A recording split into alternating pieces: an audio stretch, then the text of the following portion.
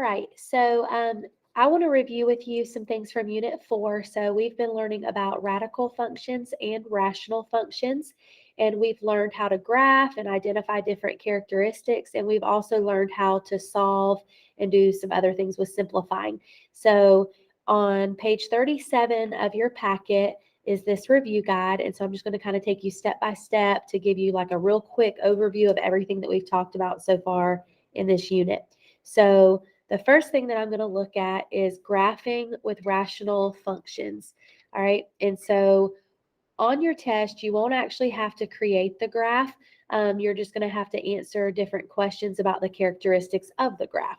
So the first thing we're going to look at is holes. And this would be the original problem. And I'm actually giving it to you in factored form.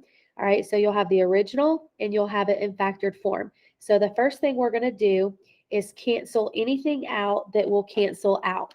So in this problem, x plus 5 will cancel. All right, anything divided by itself is technically 1.